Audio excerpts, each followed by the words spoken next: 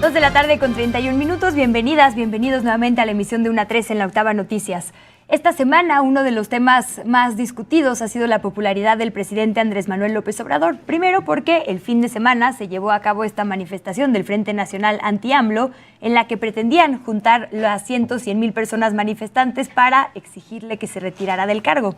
Un día después nos levantamos con la noticia de que había aumentado su popularidad en ciertas encuestas, particularmente una que tiene un muy buen seguimiento, muy constante y que nos permite comparar, que es la de El Financiero.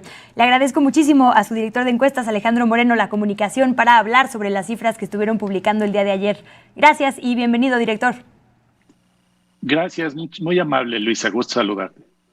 Igualmente, un placer tenerle en este espacio.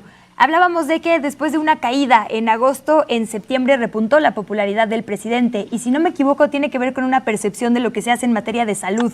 Si quiere le cedo voz y cámara para que nos explique usted lo que encontraron. Claro que sí, Luisa. Pues esta es una encuesta, la más reciente a nivel nacional, con 1,200 entrevistas por vía telefónica. Es el seguimiento que hemos hecho a lo largo pues, de lo que va del sexenio del presidente López Obrador.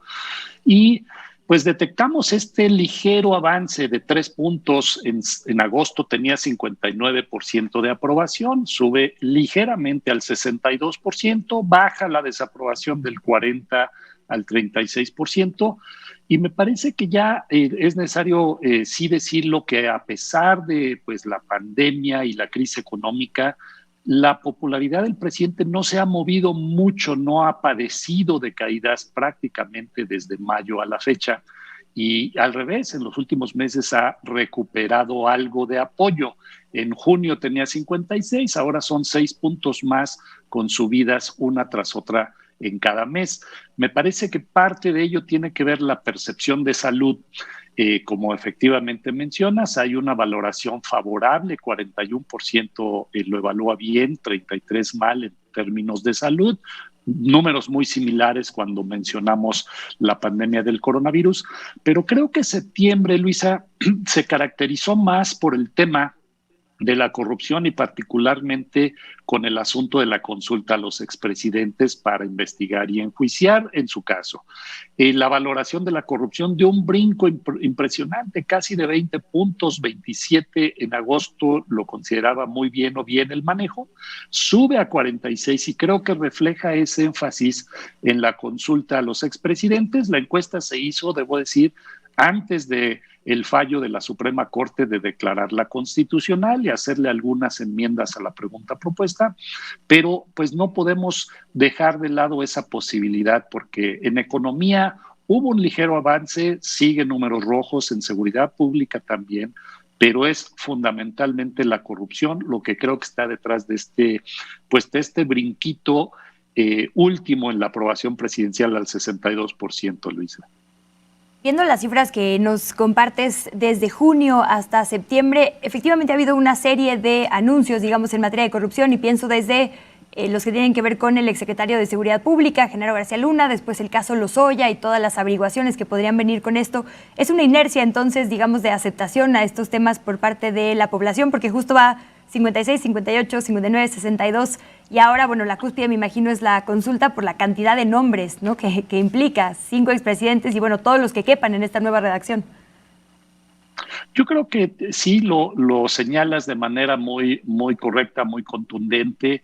En una situación me parece entendible que ante una economía que se cayó de repente, que se cerró la actividad económica, ante una inseguridad pues que sigue siendo apabullante en muchos sentidos y que está mal evaluada, pues el presidente tiene el tema de la corrupción como una bandera a su favor y creo que lo ha explotado bastante bien y la opinión pública está respondiendo acorde a lo que esperaríamos.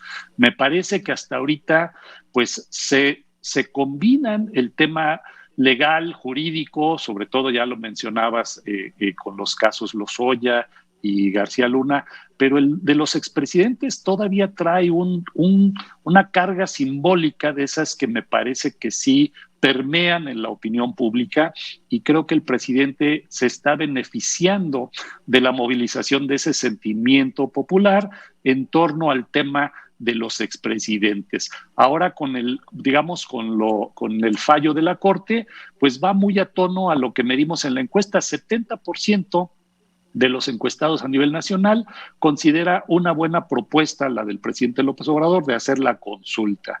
Y de hecho, 3/4 votaría a favor de que se investiguen los expresidentes. Ahí ese es el tamaño del poder hasta ahorita simbólico. No ha habido todavía, salvo el fallo de la Corte, un tema legal, un tema jurídico. Vamos a tener que ver cómo evoluciona, pero por lo menos en el plano simbólico creo que tiene un peso enorme el asunto de la consulta, Luisa.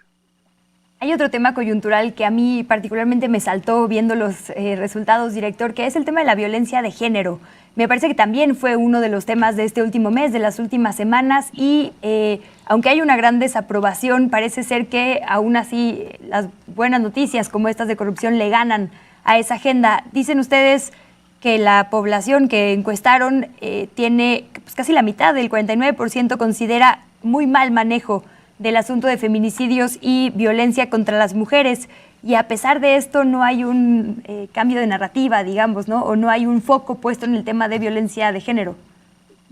Yo creo que es un punto importantísimo el que señalas. Como primer apunte diría que efectivamente es uno de los grandes talones de Aquiles de esta administración. Me parece que es de las partes más débiles. Se le evalúa negativamente, no es nuevo, ya viene de atrás, y recordemos que en febrero pues la caída en los niveles de aprobación al presidente tiene mucho que ver con la movilización de mujeres que hubo, con las protestas y sobre todo con esta enorme problemática de la violencia de género que enfrentamos en el país, y que ciertamente estoy seguro que en febrero sí contribuyó a que se cayera la aprobación del presidente, porque se le percibió como con falta de empatía al asunto.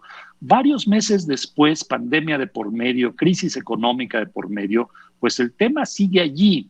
Y vemos que sigue habiendo pues un asunto de cuidados por parte del gobierno federal. También lo vimos del gobierno de la Ciudad de México al tema.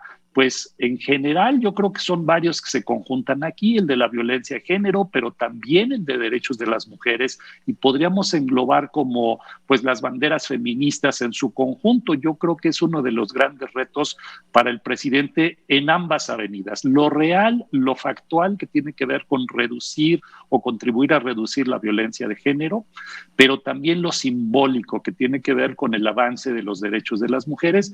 Y ahí está el tema, uno de los peor evaluados que tiene pues la actual administración, junto con la economía y la inseguridad pública, Luisa. Completamente, es un tema que venimos arrastrando ya desde hace varios sexenios, pero eso no puede ser excusa para que no se resuelva. Te agradezco muchísimo, director, por tu participación en este espacio. Acabo de ver en la página que me recomienda otra encuesta que tiene que ver con el plantón de frena en el Zócalo, entonces ojalá podamos mantener comunicación para seguir hablando de estos hallazgos. Claro que sí, cuando tú gustes, un placer, y gracias por la oportunidad.